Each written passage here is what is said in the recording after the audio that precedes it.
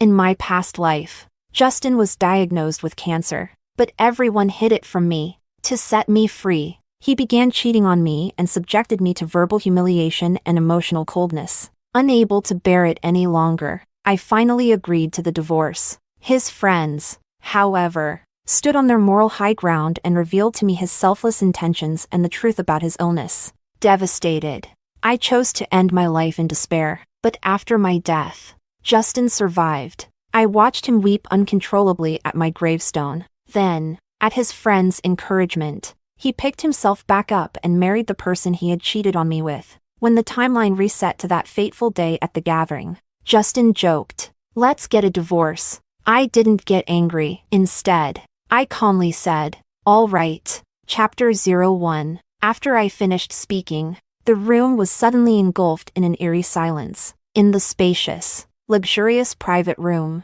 I continued to lower my head and calmly eat the bird's nest soup in my bowl, as if nothing had happened. Justin's hand, which had been holding Nicole's, slowly let go. The handsome face that had just moments ago joked about falling for someone else and wanting a divorce began to stiffen and turn grim. It was as if he hadn't expected me to respond this way. Or rather, he had always known how deeply I loved him. So even if it was just a playful remark, he thought I would take it seriously, get upset, and start making a scene. How could I possibly remain so calm and say all right to something like that?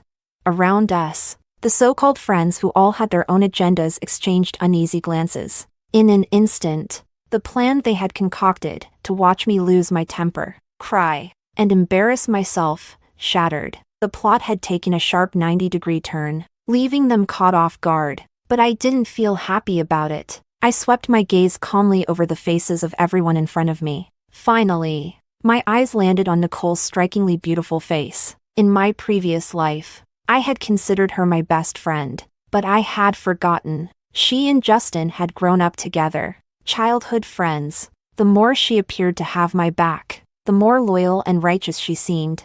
The deeper and more painful the knife she plunged into my back when it truly mattered. Nicole's expression grew slightly uneasy under my gaze. She subconsciously glanced at Justin, who was glaring at me with a darkened expression, his jaw clenched and his teeth grinding. For a fleeting moment, her eyes dimmed. Then, just as quickly, she replaced it with a bright, cheerful smile and walked over to pull me aside. "Oh, don't be mad. Don't be mad. It was just Lucas and his stupid idea. We were just messing with you."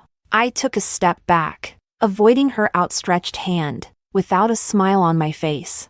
I turned to Justin and said, "But I'm not joking. Seriously, let's get a divorce." Justin. Chapter 02. Nicole stood between Justin and me, glancing at him, then at me, completely at a loss. Her acting had always been impeccable. If I hadn't died once already, if my wandering soul hadn't witnessed her kicking over my gravestone with a look of utter disgust, I might never have known. I might never have realized that beneath her cheerful, confident, and elegant facade lay a heart twisted with envy and hatred. It was rare to see her so flustered, although I wasn't the one who caused it. All the blame in the room, as if by default, was directed at me because of her. Lucas shoved his chair back violently and stormed over, his voice filled with irritation. "Fiona, don't go overboard. We said it was just a joke. Do you really have to make things so awkward? Can't you take a joke?" How interesting. They were the ones joking. I was the victim. And yet I was the one being blamed for not being able to take it. Lucas had always had a way of speaking that was sharp and unpleasant. I used to think it was just his personality, that he was like that with everyone, so I tolerated it. Later, I realized he was only like that with me, as Justin's wife.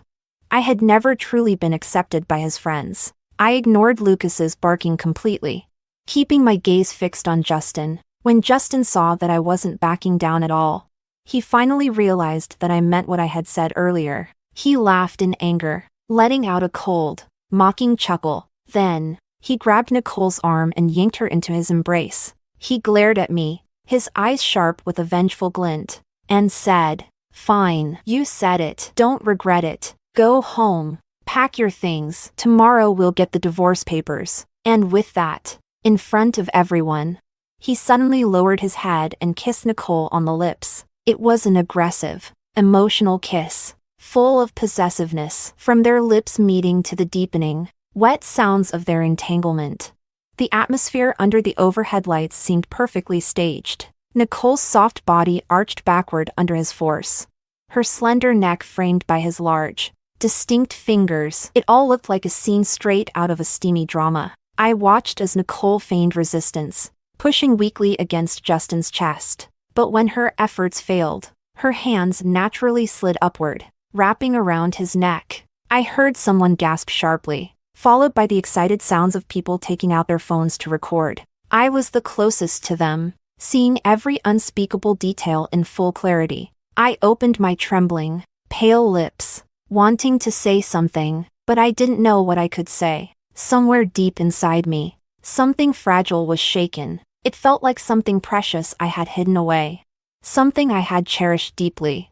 Shattered silently the moment Justin disregarded me and kissed someone else. I shut my eyes tightly, forcing my expression into numb indifference. Without another word, I turned and walked out. Chapter 03. Outside, a soft drizzle had begun to fall. The world was shrouded in mist. The street lights dim and murky, their yellow glow barely cutting through the gloom. Tree branches along the roadside, cloaked in darkness, swayed and clawed in the cold wind. A couple stood nearby, murmuring softly to each other. The boy took off his jacket and wrapped it around the girl, and the two huddled close, disappearing together into the rain. I watched them climb into a car parked by the roadside. My expression was dazed, my thoughts elsewhere. It felt like I had forgotten something important. But no matter how hard I tried, I couldn't recall what it was. It wasn't until I returned home and began packing up my things in my room that I suddenly found a forgotten umbrella at the bottom of a box. The moment I saw it, my tears broke free, surging uncontrollably. It was a small, transparent folding umbrella. The inside was covered in my favorite cartoon designs, drawn with a black marker. I remembered one day after school when it started raining heavily. I was about to walk home with my friend, when I caught sight of my deskmate standing under the eaves, staring at the gray sky with a distant, forlorn expression. He must have forgotten to bring an umbrella. But then again, there was no one left at his home to bring him one. I felt a pang of softness in my heart. After a moment of hesitation, I shoved my umbrella into his hands. Don't bother returning it. Just consider it thanks for helping me with those problems in class. Using a tone of feigned nonchalance, I hid the flurry of emotions in my heart as I handed over my favorite umbrella. I didn't even dare to look at his reaction, turning quickly to slip under my friend's umbrella and urging her to hurry. She teased me for my burning red cheeks, laughing at my obvious embarrassment. Angry and flustered, I playfully swatted at her, but I couldn't resist glancing back through the curtain of rain. The boy, dressed in a blue and white school uniform, stood tall and slender, striking against the crowd as he held my umbrella firmly in his hand. The rain fell around us, but all I could hear was the pounding of my heart. The next day, the rain continued to pour. I can't remember how I felt when I saw him again that day, but I vividly recall every detail of his movements as he walked in through the back door of the classroom. The transparent, cartoon-covered umbrella hadn't ended up abandoned in a corner of the hallway with the rest. It was in his pale, slender hands, its surface carefully dried with a soft handkerchief. He gently smoothed its creases, folded it neatly, and tucked it into his desk, placing it beside his books as though it were a treasure. 18-year-old Justin looked up and caught my gaze before I could look away. He smiled, his crescent-shaped eyes curving with warmth, and he said, "I'll cherish it forever." At that time, the thin veil of unspoken feelings between us remained unbroken, but in the pounding rhythm of two young, restrained hearts, we both understood. What he meant was, "I'll cherish you forever." The rain had stopped. I wiped away my tears, steadied my emotions, and picked up the umbrella, long forgotten by its owner. Its surface was yellowed with age, the cartoons faded beyond recognition, its rusted frame reeking of decay. I stared at it, sitting by my bed through the night as darkness gave way to dawn. I don't know how long I sat there, but eventually, the blackness of the night yielded to the first rays of light breaking through the clouds, outlining my figure in stark contrast. I stretched my stiff, icy limbs, stood up, and tossed the old umbrella into the trash. Then, I dialed Justin's number. That summer rain from our youth was finally over. Chapter 04. The phone rang for a long time before someone finally picked up, but instead of Justin's voice, a lazy, drowsy female voice greeted me. "Hello? Who's this?" She yawned immediately after. But in the silence that followed, her act felt deliberate, almost theatrical. After a pause, Nicole's voice continued, softer this time, with a hint of embarrassment and apology. "I grabbed the wrong phone. Hold on. I'll wake Justin up." "There's no need," I interrupted her, calmly. I said, "Please let him know I've prepared all the paperwork. See him at the Civil Affairs office at 3 p.m. I didn't give her a chance to respond and hung up immediately. I hadn't eaten anything since last night. But the nausea that surged within me made the idea of food unbearable. Love, devotion, promises, what a joke. In the end, someone who's bound to betray you will always find an excuse to do so. I thought back to my past life, to when I accidentally discovered what was happening between them. The heartbreak had been so overwhelming that I nearly fainted on the spot. I lost all composure, raging like a madwoman as I demanded answers from both of them. Nicole's face had been apologetic, but her words insisted it was all a misunderstanding, an accident, pleading with me not to blame Justin. Justin, however, said nothing. He didn't defend himself, didn't explain. He just stood there silently, as though burdened by an unspeakable weight, as though he were the one suffering, the one enduring pain that couldn't be expressed. In the end, everyone took Justin's side. They claimed he had his reasons, that he hadn't meant to hurt me, and that I shouldn't blame him. They were the ones who had crossed the line. Yet somehow, I became the one in the wrong. Justin's calmness made me seem like a deranged fool. It made me doubt myself. Had I really gone too far? Was I truly overreacting, tarnishing the pure friendship between him and Nicole? Had I driven Justin to act impulsively, solidifying their already ambiguous relationship? In a daze, I eventually agreed to the divorce, but after Justin handed me the divorce agreement, his condition worsened. Lucas and the others, as though unable to tolerate me any longer, confronted me in anger. They accused me of pushing Justin to this point, claiming that everything he had done was a form of revenge, meant to free me from the burden of his illness. Justin and I had grown up together as deskmates, transitioning from school to marriage. With both of his parents gone, I was his only family. He knew I would never leave him, no matter what. So, he chose the most extreme way to drive me away. I had barely come to terms with the reality of his infidelity and falling out of love with me. And yet, Lucas and the others insisted that Justin had hurt me so deeply because he loved me too much. Justin could have lived for 2 more years, they said, but my drama and emotional outbursts had worsened his condition. It was all my fault. I couldn't out-argue all of them with just my one voice. In the end, my spirit completely shattered. After glancing one last time at Justin's unconscious form in the ICU, I had thrown myself off the hospital rooftop. Looking back now, I can't believe how foolish I was. Given another chance, I choose to let go of the past, to release myself from that pain. And so, I waited at the Civil Affairs office for hours, until even the staff had gone home for the day. Justin finally arrived, unhurried and indifferent, as if he had all the time in the world. Chapter 05. I wasn't feeling well. I only woke up half an hour ago. Before I could question him, Justin preemptively explained. His breathing was uneven, his long trench coat slightly disheveled, and the collar of his shirt rumpled. Even his hair was unkempt, sticking up as if he'd just crawled out of bed. He glanced at the closed doors of the Civil Affairs office and let out a long exhale. I couldn't tell if it was a sigh of frustration or relief. Then he turned to me with a cold expression. "Let's reschedule," he said flatly. There was nothing else to do. I told him to contact me when he had time, not wanting to waste another word. I turned to leave, but Justin suddenly called out. "When you called me this morning," and Nicole answered. "What did she say to you?" The probing tone in his question irritated me. The resentment that had been building in my chest erupted without warning. I turned back and snapped at him. my voice dripping with mockery. Weren't the two of you sharing a bed? How could you not know what she said? Justin paused. What surprised me was how his expression softened immediately, like a spring breeze melting frost. It was as if he just confirmed something and let out a genuine sigh of relief. For once, his tone was gentle as he explained. You've misunderstood. I drank too much last night. She brought me home, and since I wasn't feeling well, she stayed to take care of me, that's all. His explanation was as absurd as it sounded,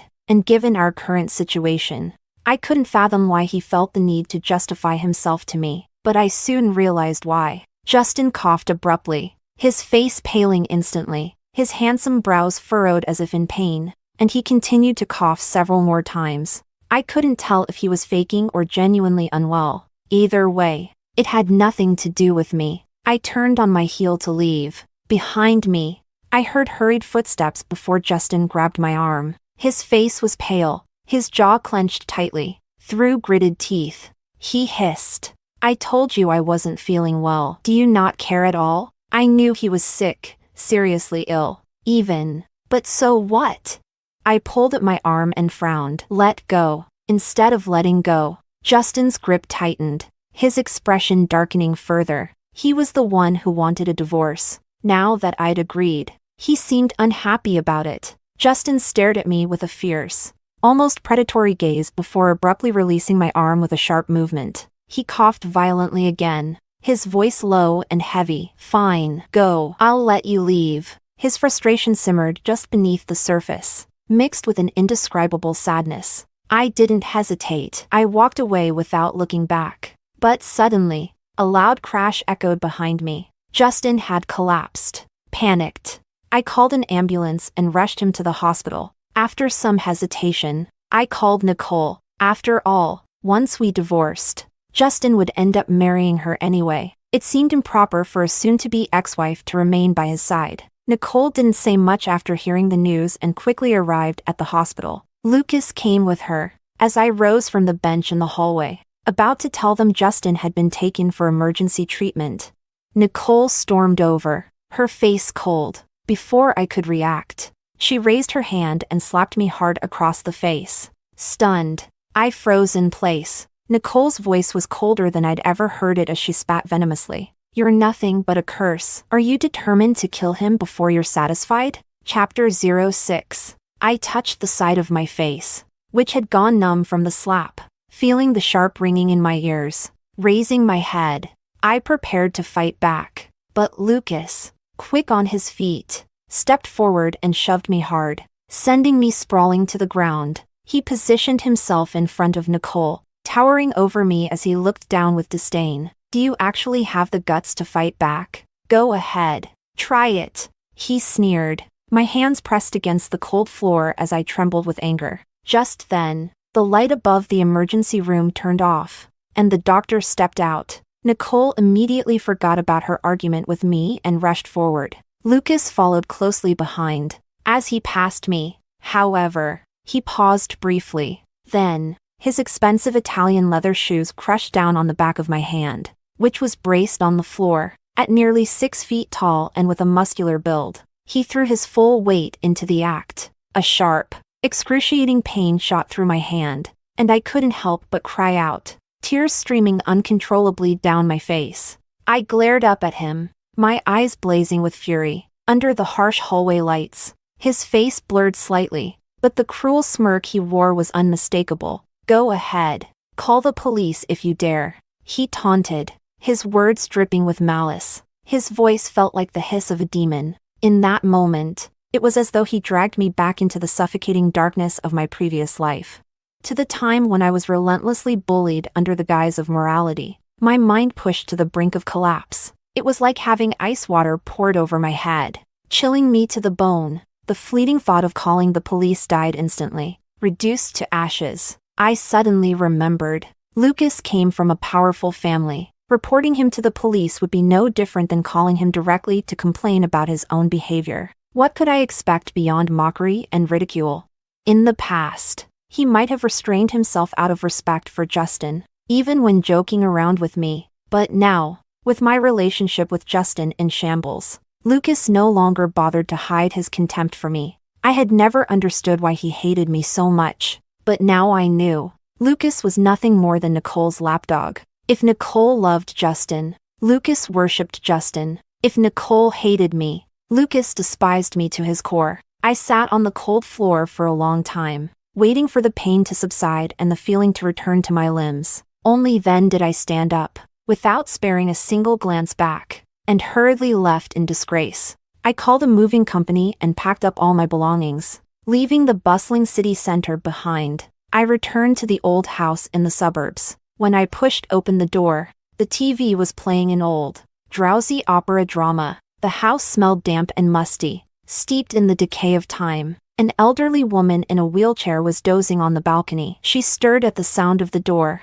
her wrinkled, sagging eyelids lifting slightly. Seeing me walking with bags and luggage, she smirked as though she'd expected it all along. "Well, what did I tell you? Thrown out like trash, weren't you?" she remarked, her tone a blend of mockery and smug satisfaction. Chapter 07. I ignored her entirely, silently continuing to pack my belongings. My mom straightened up in her wheelchair, trembling slightly as she put on her reading glasses. She didn't ask me anything or care about what had happened. Instead, she eagerly started pitching the idea of me meeting the neighbor's son downstairs. "I told you before not to aim for something out of your reach. Why would someone rich like him even look at you? You've got no chest, no hips. And now look what's happened. You've been used for years and kicked out just like that." That Justin? I knew he wasn't a good person from the start. Lucky you didn't have kids with him. At least you can still remarry. I'll call your aunt and see if her son Pablo is home. Stop packing and go clean yourself up to meet him.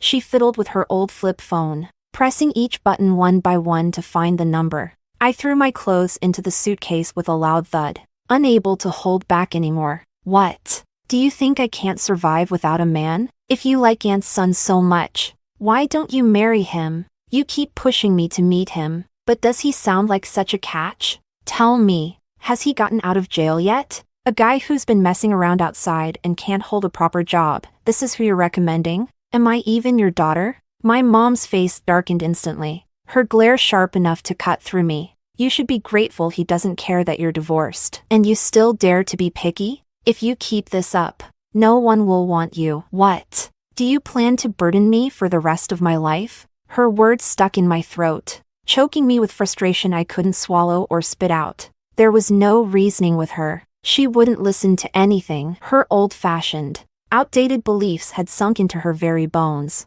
Even her own child had to bend to them. I gave up on packing entirely, shoved everything into my room, and shut the door behind me. "I won't burden you. I'll move out in a few days." The sound of her wheelchair rolling echoed outside, followed by loud banging on my door. She yelled angrily, scolding me, saying I'd grown wings and was defying her. "You can't just move out without going on a blind date. Do you want to humiliate me in front of the neighbors? Do you want me to have no face left in this community? And what's so bad about Pablo? Don't listen to those rumors. I'm your mother. How could I harm you?" I grabbed a pair of earplugs and shoved them into my ears. Then, I started looking for rental apartments on my phone. This house hadn't changed even a second longer and it felt suffocating. I thought, naively, that if I could just find a place to hide and wait until Justin woke up so we could finalize the divorce, my world would be peaceful again. But life never goes as planned. After another bout of nausea and vomiting in the bathroom, I stood holding a pregnancy test, staring blankly at the two red lines. Chapter 08. In my previous life, around the same time, Justin and I were constantly fighting. I was on the verge of a mental breakdown, paranoid every day about him and Nicole. I didn't even notice the abnormal changes in my body. In this life, in just a few days, Justin and I had already agreed to divorce, and his illness had worsened ahead of time, sending him to the hospital. This time, I didn't stay by his side. I left immediately. This meant Nicole and her entourage didn't get the chance to corner me with the revelation of Justin's cancer and guilt-trip me into submission. And because of that, I discovered by accident that I was pregnant, which means, when I died in my previous life, I had been carrying a child. 2 lives lost. I pressed my forehead against the mirror above the sink, closing my eyes to contain the indescribable grief and pain swelling within me. But when I opened them again, my lips tightened, pale yet resolute. As I stared at my reflection, I knew this child couldn't stay. It had come at the worst possible time. With everything happening between Justin, Nicole, and me, I didn't have the capacity to care for it. I placed a hand over my abdomen, a plan forming in my mind. Even if Justin and I were at odds, years of love and shared memories wouldn't be so easily forgotten. As long as he still cared, the existence of this child, however fleeting, could be a powerful tool. I exhaled deeply, my voice barely above a whisper. "I'm sorry," I said to the baby. The next morning, I tiptoed out of my room, planning to slip out unnoticed. But I didn't expect my mother to be up so early. She was sitting in her usual spot on the small balcony. The faint morning light made it hard to read her expression. Her voice, low and ghostly, floated out. "Where are you off to so early? Going to meet some man?" Her words grated on me. I retorted, "Well, it's definitely not the one you keep suggesting." To my surprise, she didn't argue back this time. Instead, she said softly, "I already asked around. He'll be back in a few days. You should meet him." Clack. I slammed the door shut. Whatever else she had to say was likely the same old spiel. I had no patience for it. I arrived at the hospital where Justin was staying but didn't go directly to his room. Instead, I stayed in the shadows, observing. Justin was awake for an entire day. Nicole stayed by his side. Lucas, on the other hand, couldn't sit still in the room for long. Every so often, he would storm out to the stairwell to smoke, frustration evident in his demeanor. Yet he couldn't bear to leave entirely. Instead, he tortured himself repeatedly, watching his crush tenderly care for his best friend. This was when I decided to make my move. Step by step, I descended the stairs, hearing my footsteps. Lucas looked up, frowning as soon as he saw me. "What are you doing here?" he growled, exhaling smoke. "Didn't you learn your lesson last time?" I smiled at him, an icy expression. "Tell me, Lucas, how does a rich girl like Nicole end up being so cheap, willingly playing the mistress?" His face changed instantly, pointing a finger at me. He spat. "Watch your mouth." I raised an eyebrow, taking a step closer. "I've changed my mind," I said calmly. "I'm not divorcing Justin anymore. That way, she'll never have the chance to replace me. But, honestly, someone as loose as her is a perfect match for you, a shameless lapdog." Lucas cursed under his breath, veins bulging on his forehead. He shoved me hard, a reflex, and as he raised his hand, ready to strike again, I deliberately misstepped, falling backward. I tumbled down the stairs. Lucas froze, watching from the top as I curled up, clutching my abdomen. "My baby," I murmured, my voice trembling, my face pale. Lucas's fingers twitched violently, the cigarette slipping from his hand. His expression shifted to one of sheer panic. Chapter 09. Despite receiving prompt medical attention, the baby could not be saved. This was inevitable. After all, I had taken abortion pills beforehand, just in case. When I opened my eyes, the first thing I saw was Justin, sitting by my side in a hospital gown, his bloodshot eyes fixed on me. The moment he saw me wake up, he straightened up and reached out, intending to hold my hand, but halfway through, his hand faltered and dropped helplessly to his side. His eyes glistened with tears as he said in a hoarse voice, "The baby is gone. We had always wanted a child of our own." Justin had prepared for it early on, cutting back on work-related social events, quitting smoking and drinking, and undergoing regular checkups. It was during one of these checkups that his condition was discovered. I put on a mask of shock and sorrow, letting tears slip down my cheeks as I looked into his eyes. Then I turned my gaze toward the corner of the room, where Lucas stood silently, his head lowered. With great effort, I lifted a trembling hand and pointed at him, my voice breaking with sobs and anger. It was him. He pushed me down the stairs. The sudden accusation left everyone stunned and scrambling for words. Justin, hearing the truth about the baby for the first time, turned to Lucas in disbelief. Lucas opened his mouth as if to explain, but no words came out. No matter how sharp my words had been, The fact remained that he had laid hands on me. In the next moment, Justin shot to his feet and punched Lucas hard. His fist glancing off his head, he grabbed Lucas by the collar. His face twisted with rage, and yelled, "Are you insane? She's my wife. That was my child." The two of them started fighting, with Justin landing blow after blow. Lucas didn't dare fight back, taking each hit without resistance. It wasn't until Nicole intervened, trying to break them apart, that Justin shoved her away in his fury. That was when Lucas finally snapped. He retaliated, shoving Justin aside, and shouted, "What about Nicole? What do you take her for?" The air in the hospital room turned heavy and suffocating. Justin glanced at me, lying weakly in the hospital bed, grieving the loss of our child. Taking a deep breath, he straightened up and suppressed his anger. He coughed softly and adjusted his tone. "I've only ever seen Nicole as a friend," he said firmly. His words hit Nicole like a blow. She froze, stepping back in disbelief, her face a mask of disappointment and pain. Lucas cursed under his breath, pushing Justin aside, and pulled Nicole out of the room. Justin called for the nurse, requesting another bed to be placed beside mine so he could stay close and keep watch over me. It felt as though we were back to the beginning. The barbs, the cold sarcasm, and the pain he had inflicted all seemed to fade, revealing the tender love that had always been underneath. Justin held my cold hand gently, stroking it as he whispered, "Even if it was Lucas, he hurt you. I'll make him pay for what he did to you and to our child."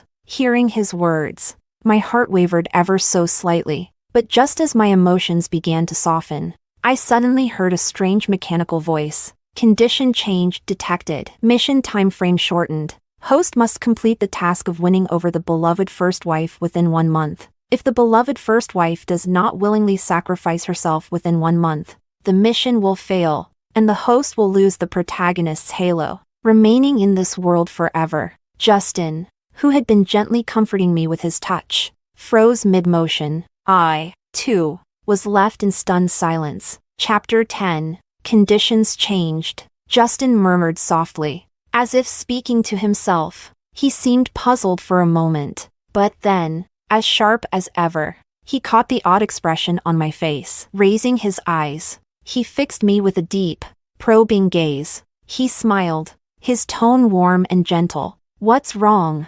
sweetheart?"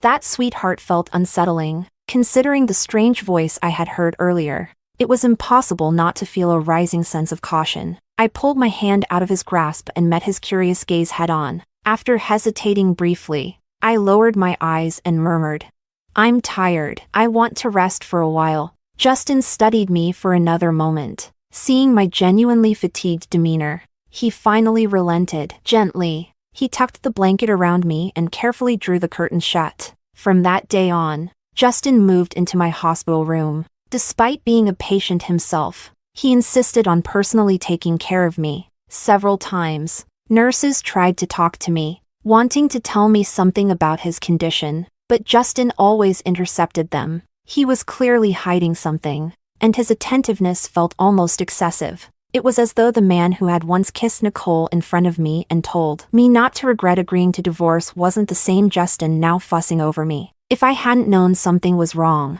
I might have thought I was losing my grip on reality. I chose to remain cautious, keeping my interactions with him neutral and measured. Finally, one night, I found the answers I was seeking. In the dead of night, when all was silent and still, Justin thought I was asleep. He got up and stepped onto the balcony for a cigarette. That strange voice came again. Justin was talking to it, his tone slightly irritable. He asked, "System, what's Fiona's current affection level for me?"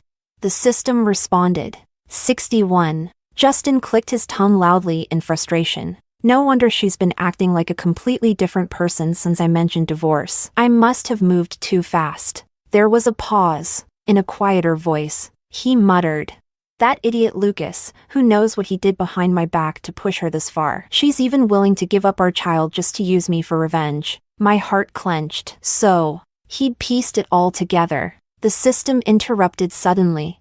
"Host, there are only 25 days left for the mission." Justin stubbed out his cigarette, his tone cold. I know, stop nagging me. He began to head back into the room. The room was so silent that only the sound of his footsteps echoed in the dark. Yet his voice rang as clearly as if it were right beside me. The heroine and the supporting male lead are both useless. I have no choice but to take matters into my own hands. I've built a completely sealed underground room at home. I have plenty of ways to make her willingly die for me. Oh, and if she's too afraid of the pain to take her own life, if I kill her myself, does it still count as completing the mission? The sound of the blanket being pulled aside reached my ears. The mattress dipped under his weight with a faint creak. The system's voice echoed again, this time so close it felt like it was inside my head. It counts. Chapter 11. Justin had taken my phone, claiming it was for my rest and recovery. He hadn't let me touch it since. The next day, my phone suddenly chimed with a message notification. Justin, who had been peeling fruit, glanced at the phone. Picking it up, he looked at the screen briefly before raising his head, his lips curling into a faint, unreadable smile. Darling, who's Pablo? He asked casually. And why is he asking to meet you? You've never mentioned him before. A chill ran down my spine. I fought to keep my expression neutral, extending my hand toward him with feigned calmness. He's my cousin, I explained smoothly. He's on decent terms with my family, but he moved away a few years ago, so I didn't think to mention him. He's probably back visiting my mom. Justin listened, his eyes scanning me carefully, but he didn't seem suspicious. He knew my complicated relationship with my mother and was fully aware of how traditional and prideful she was. If I ignored a family member's message, she would surely call me herself and start berating me in the most vile language imaginable. She'd done that to Justin once, and the memory was enough to make him wary of her. Without pressing further, he handed the phone back to me. I quickly checked the messages. Pablo, where are you? Pablo, address. Pablo, come quickly. Taking advantage of Justin stepping away to wash his hands, I swiftly sent 2 addresses to Pablo, one for the hospital and the other for Justin's house. Pablo? Me, help me. Once I saw the read confirmation, I immediately deleted those 3 messages. To cover my tracks, I sent a string of unrelated texts, complaining about a fight with my mom and how I didn't want to go home or bother meeting him, telling him to do his own thing. It read like the banter of siblings. Pablo's response, as expected, hadn't changed since we were kids. Pablo? Pablo, are you sick in the head? I didn't reply further because a pale, slender hand reached over and plucked the phone from my grasp. Justin scanned the conversation history, his lips curling into a soft chuckle, but instead of returning the phone, he powered it off and set it aside. All right, he said lightly. You've said what you needed to. Now rest for a while. The driver will pick us up later to take us home. My fingers clenched tightly under the blanket. I forced my voice to remain calm as I asked, so, your illness is cured? Justin's smile was ambiguous. I can recover just fine at home. It wasn't a suggestion, it was a declaration. Time was running out. If I left the hospital and went to his house, escaping would become nearly impossible. The moment Justin left the room, I seized the opportunity. Throwing off the blanket, I slipped out of bed and bolted for the door. What I didn't expect was that Justin hadn't actually left. The moment I opened the door, I crashed directly into his chest. He grabbed my wrist with a vice-like grip, his eyes cold and calculating. With a chilling smirk, he said, "So, you really can hear the system's voice." Chapter 12. An hour later, I found myself locked inside Justin's meticulously designed underground cage. Thinking about my current situation, my only hope rested on a neighborly big brother I hadn't seen in years. It was bleak. Could Pablo even read some of the uncommon words in the address I sent him? In hindsight, I should have gone for broke and called the police the moment I had the phone. As far as I remembered, Pablo had always been the definition of trouble. 5 years older than me, he was already skipping school and getting into fights while I was still carrying a backpack and attending elementary school. Because our mothers were close, Pablo looked out for me back then. Once, when some local thugs took my allowance, Pablo grabbed a bat and chased them for 2 miles. Not only did he get my money back, but he also spent it all on candy for me. Later, I got into a prestigious high school and met Justin. while Pablo dropped out after failing his exams and started working odd jobs. We lost contact. The snippets I occasionally heard about him were all bad, bullying girls, getting them pregnant, gambling, asking his family for money, getting into trouble, and even going to jail. The image of the hot-headed but protective older brother from my childhood faded over time. Even when my mom suggested I date him, my first reaction was disgust. How could I possibly pin my hopes of escape on him? I shifted slightly, and the chains attached to the headboard clinked ominously. The sound echoed endlessly in the dimly lit, suffocating basement. Before the echo faded, footsteps sounded from the room's only exit. Justin had changed into loungewear, a soft beige sweater and gray pants that accentuated his figure like sculpted marble. A faint smile played on his lips, his loose bangs softening his sharp features, making him appear harmless. But this man wanted to kill me. He pulled over the only chair in the room, sitting by the side of my bed. He placed something on me. It was something he'd dug out of my bag. The divorce papers. My signature was already on them. Justin gazed at me, his expression tinged with sadness. Yet he kept smiling as he said, "You're stubborn and hot-tempered. Before I saw these papers, I thought your agreement to divorce was just you being angry. Why, though? My love, are you really willing to let me go?" Listening to him, I couldn't help but laugh, bitter and incredulous. It was as if I were meeting a completely different person. I fixed my gaze on him and enunciated every word. "You're planning to kill me. And you're asking if I'd miss you?" Justin's expression didn't waver. He even attempted to explain. "You heard it yourself. This is a mission I must complete. But when it's all done, I'll earn the chance to save a life." His eyes locked onto mine as he made his promise. "I won't let you die. Even if Nicole is the heroine of this world, the only one I love is you." "You don't believe me?" It wasn't disbelief. It was outright rejection of everything he said. Did he still think I was a gullible teenager easily swayed by sweet words? Justin sighed, a tinge of regret in his voice. "I truly love you," he said softly, "but if you insist on opposing me, I'll have no choice but to use harsher methods to achieve my goal." Chapter 13. From that day on, Justin suddenly disappeared. The sound of footsteps echoed on the stairs again. A familiar man slowly walked in. It was Lucas. His eyes were vacant, unable to focus, and his movements were stiff, as if controlled by someone else. But the way he held the knife and meticulously slashed my skin, inch by inch, was horrifyingly skilled. While I screamed in pain, curled up in the corner, trembling with fear and trying to evade him, I suddenly understood Justin's plan. Using that system, he identified the person I despised and feared the most, Lucas. So, he sent Lucas to torment me, just like in my past life, breaking me down until I was mentally shattered. Even if I knew deep down that Justin was the mastermind, I wouldn't be able to stop myself from begging for his appearance, hoping he'd come to save me. Justin understood me too well. We had been classmates for 3 years, dated for 7, and married right after graduating college. To put it bluntly, he knew me so intimately he could have counted every strand of hair on my head, every tiny gesture I made. He understood exactly what I was thinking. Together, Justin and Lucas took turns breaking me, Justin playing the good guy, Lucas the bad. Justin never appeared in person, but each time I woke up after being tortured, I would find something of his in the room, a small object that carried memories of our past together. It was as if he was forcing me, in my moments of pain, to recall the sweetness of what we once had. This time, when I opened my eyes again, Lucas was gone. Instead, there was a cute doll on the bedside table, and a note, with his clean, sharp handwriting. "Let's have another baby, okay?" Crimson blood seeped from my arm, soaking the foul-smelling, tattered bedsheets beneath me. My hair was a tangled mess, my eyes red and swollen as I stared at the note and that mocking smiley face. The last thread of sanity in my mind snapped with a deafening crack. Ayaha! Bang!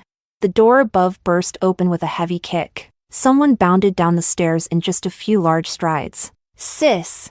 The scream froze in my throat. I stared blankly at a tall, muscular man in black leather and combat boots. His close-cropped hair and sharp, rugged features gave him an air of danger. but there was a fierce determination in his gaze as he entered the filthy, dark basement. He froze momentarily upon seeing me in my current state. Then he gritted his teeth, carefully took off his jacket to wrap it around me, and said in a controlled, yet furious tone, "Don't be afraid. I'm taking you out of here." Click. The sound of a gun cocking came from behind him. Standing at the top of the stairs, Justin pointed a pistol at Pablo's head, his face devoid of emotion. Pablo paused for a second but didn't stop, holding me securely in his arms. He turned to face Justin, fearless in his defiance. He locked eyes with Justin and said in a low, commanding voice, "Do you think I came here alone?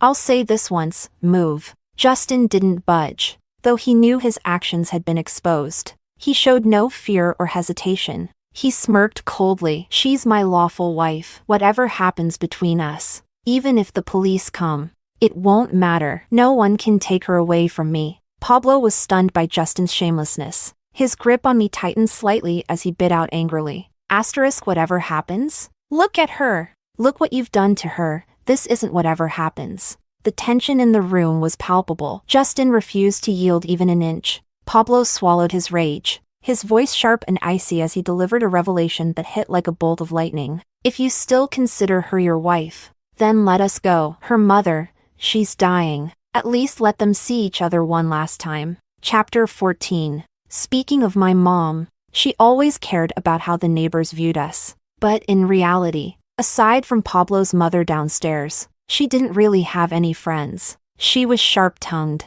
loved to scold people, and her face, weathered with years of hardship, was constantly downcast with a bitterness that seemed etched into her features. She liked to complain to anyone who'd listen. As a result, no one enjoyed spending time with her. But according to the older generation, she wasn't always like this. When she was younger, she was cheerful, lively, and could make friends anywhere she went. Unfortunately, she had poor judgment and ended up with the worst kind of man. That's when everything changed. It was that man who crippled my mother's leg. What were once strong legs, capable of walking miles on foot, became shaky and weak, struggling even with a single flight of stairs. She tried to fight back, but the result was always worse beatings, until she eventually didn't dare to resist anymore. When I was in middle school, at the height of my rebellious phase, I saw her crying in her room every day. In a fit of frustration, I told her, "Why don't you just divorce him?" Her response? She slapped me across the face. What did she say?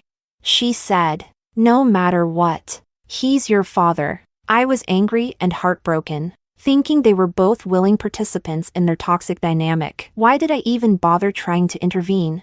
But I never would have imagined that a woman as futile, ignorant, and spineless as my mom would one day have the courage to kill someone. And not just anyone, she killed the man she often lectured me about, saying he was the head of our household, my father. The police came quickly. The alleys were packed with onlookers. But my mom wasn't sent to prison. She had a history of mental illness. Even I was shocked. I watched her pull out a stack of medical diagnoses, each page stamped with the seals of major hospitals in the province. The police exchanged puzzled glances, but my mom remained unnervingly calm. Only I stared at the dates on those documents, frozen in place for what felt like an eternity. From that day on, the neighbors avoided us like the plague. They whispered that it had to be because my mom had been unfaithful and was caught by my dad, which is why she lashed out in a fit of rage. Otherwise, why would she endure years of abuse and only resist so violently this one time? They were both scared of her and contemptuous of her, calling her a ticking time bomb. They filed complaints with the local community office, demanding that she move out as soon as possible. But my mom ignored them. She rarely left the house after that. Everyone directed their malice and scorn at her, but I knew the truth. She was protecting me. A month before the incident, I had been sexually assaulted by my biological father. He nearly forced himself on me when my mom came home and caught him in the act. She flew into a rage, like a lioness defending her cub, and attacked him. But the difference in their physical strength was too great. In the end, that beast beat my mom badly, then fled in a panic, leaving the two of us huddled together on the floor, crying. I don't know what decision she made that night. All I know is that the next day, She knocked on Pablo's family's door and asked his mother to look after me for a while. She didn't hide the truth from her. Pablo's mother was both heartbroken and furious, and she immediately agreed to help. Not only that, she called Pablo over and told him to escort me to and from school every day and to follow me whenever I left the house. But she didn't tell Pablo the reason. She said this secret would stay between the three of us. No one else, not even her own son, could know. Fortunately, Pablo was obedient and didn't ask too many questions. For that month, he even stopped hanging out with his gang and faithfully followed me around like a shadow. After a month of relative peace, I stood in the middle of a crowd, dazed, as the police came to take my mom away. She was covered in blood, but her expression was calm, almost joyful. She didn't lower her head but walked with dignity as the police escorted her out, her eyes scanning the crowd. Finally, her gaze landed on me. I saw her lips move slightly. Her voice overlapped with the memory of the day I stormed out of the house. Impatient to listen to her speak, she said, "No matter what, Mom would never harm you." Chapter 15. In the end, I never got to see her one last time, and she didn't leave me any parting words. All she left behind was a property deed and a bank card containing the savings she had accumulated over her entire life. These items sat quietly and sparsely on the coffee table in the living room, as if to tell me, "This is all I can leave you. From now on, take care of yourself." It felt as if my soul had been ripped from my body. I wandered in a daze, unable to feel sadness, but the tears kept falling, endlessly, until I had no strength left. I collapsed beside her wheelchair and passed out. The funeral was organized by Pablo and his mother. To be precise, Pablo handled everything himself, because if Pablo's mother hadn't held me back, I might have crawled into my mother's coffin to be buried with her. Warning! Task time remaining, 1 day. Host, please complete the task immediately, or the mission will be deemed a failure. I suddenly turned my head. Justin was standing not far behind me, silently watching. In his hand was a silver gun. The sky was overcast, the damp wind tugging at the hem of his black coat. A white rose pinned to his chest pocket seemed to mourn someone. I stared at him numbly for a long time. His face grew paler, his gaze full of sorrow and guilt. His lips trembled as he whispered, "I'm sorry." And then, he raised his arm, pointing the black barrel of the gun at me. But then, a muffled bang. Justin fell to the ground, the gun slipping from his hand and rolling into the low bushes. The gun was picked up by another hand, large, broad, and strong, with defined knuckles. Pablo stood there holding the gun in one hand, the other clutching a shovel still caked with fresh dirt. He grumbled, "What is this? A TV drama? Did you two really think no one else was around?" Grumbling and muttering under his breath, he dialed the police, one foot pressing down on the unconscious Justin. The absurdity of the scene almost made me laugh. I tugged at the corners of my lips, turned back around, and continued burning spirit money in the fire pit. A gentle breeze swept through, and the flames in the pit suddenly flared up, swirling into a brilliant vortex of firelight. 1 circle, 2 circles, lingering as if reluctant to leave. Finally, the wind carried the ashes of the burned money away, far into the distance. When that day ended and night gave way to day, I thought I heard the system announce Justin's mission failure. The divorce proceedings between Justin and me progressed smoothly, with Pablo's testimony and the undeniable evidence from the basement. Justin was charged with attempted murder and spousal abuse. At the same time, his company declared bankruptcy. All his assets were frozen, and his illegal possession of firearms led to additional charges. It seemed as if his protagonist Halo had truly disappeared. This time, Nicole ignored his pleas for help. Lucas didn't just refuse to assist him, he actively pushed him further into the abyss, submitting evidence of Justin's financial crimes to the court. In the blink of an eye, Justin fell from a celebrated golden boy to a despised corporate villain. I sat in the courtroom, watching him go from dazed disbelief to tearfully begging for mercy when the verdict was announced, and I realized, without the so-called protagonist Halo, Justin was nothing more than a pitiful wreck of a man. With the accumulation of charges, he was sentenced to death by firing squad. Before his execution, he desperately begged to see me one last time, curious about his final words. I went to see him. When he saw me, It was as if he had seen a lifeline. His eyes lit up instantly. At that moment, he was unshaven, with dark circles under his eyes. Looking almost deranged, he pleaded frantically, "There's still a chance. I still have a chance. Wife, please help me. The system is willing to give me another chance. You just have to help me. Listen to me. I've completed so many missions in other worlds. I've been an emperor, even a god. If you help me, I can take you to any world I've conquered. You'll live a life of luxury. Don't you love me? Please, help me, okay?" I had always been wary of the mysterious system. Cautiously, I asked, "What do you need me to do?"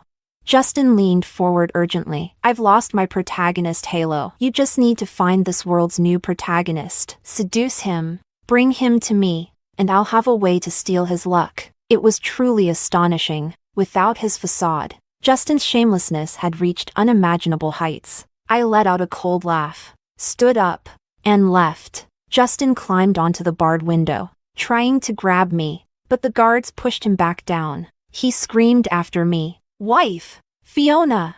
Didn't you say you'd always stay by my side?"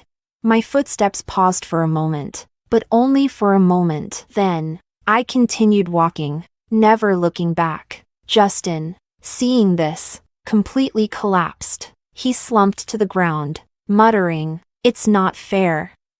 This isn't fair. The system lied to me. Didn't it say this was an easy mission? Why is this happening? How could anyone willingly die for someone else? It's all a lie. I want to complain. Give me another chance. I want to start over." His broken voice grew more distant, as if the dark and painful life I had lived in my past was nothing more than a distant dream. When I woke from the dream, the morning light was bright and clear. Justin would never know. I had once willingly died for him, but he didn't deserve it. Chapter 16. By the roadside. I stared at the luxurious car in front of me, clearly worth 8 figures. I looked at the car, then at the window, where a long, muscular arm hung lazily behind a pair of black sunglasses. Pablo was pretending to look cool, with a complicated tone. I asked him, "Did you rob a bank or join the mafia?" Pablo twitched the corner of his mouth, removed his sunglasses, and gave me an exasperated look. "Is there poison in your mouth? Why are you always so sharp-tongued? Can't you believe I earned it myself?" He opened the car door, stepping out with a long, confident leg. Then he walked to my side, pretending to be a gentleman, and opened the passenger door for me. I got into the car, buckled my seatbelt, and looked at him suspiciously, disbelief written all over my face. Pablo sighed, clearly out of patience. "Don't underestimate your brother. I may not have been a scholar, but I've worked hard and built a business over the years." "All right? Business?" I was stunned, and without thinking, blurted out, "Wait, weren't you in prison?" A sharp screech. Pablo jerked the wheel, making a flawless drift before bringing the car to a halt by the curb. He didn't say anything at first. He took a deep breath, collecting himself. Then he turned to me, his face expressionless. "Who told you that? And why did you believe it?" Well, feeling guilty, I avoided his gaze, trying to recall where the rumor had started. And then it hit me. Pablo seemed to understand too. He looked both amused and annoyed but couldn't bring himself to truly scold me. With a finger, he tapped my forehead lightly, frustrated. "You seriously believed that old fool? Did you forget that years ago? He was after my mom, got rejected, and has been spreading lies about our family ever since. What were you thinking?" I realized my mistake and felt so embarrassed I couldn't even lift my head. Thinking back, even I couldn't believe myself. Pablo had protected me when I was younger. How had I ended up distancing myself from them and even believing such baseless rumors? While my thoughts were in chaos, my phone suddenly rang. It was Lucas. My brows furrowed instantly. Why was he calling me? What did he want now? Before I could react, Pablo reached over and immediately hung up the call. He restarted the car, his tone steady and reassuring. "Don't worry about him. I've already got people dealing with him. With Justin in jail, Lucas won't get away either. With me around, Let's see who dares to mess with you again. Those words, spoken in the quiet car, were like a small flame that ignited warmth in my heart. I felt touched and turned to thank him. That's when I noticed his slightly reddened ears. Pablo coughed lightly, trying to cover his awkwardness. Then, with a bit of discomfort, he said, "My mom told me you agreed to our blind date. So, why don't you come over for dinner tonight? Mom cooked all your favorite dishes." I turned my face toward the window, watching the scenery and passers-by, trying to suppress the smile tugging at the corners of my lips. I imitated his fake cough and said with a smile, "Sure, I'll come."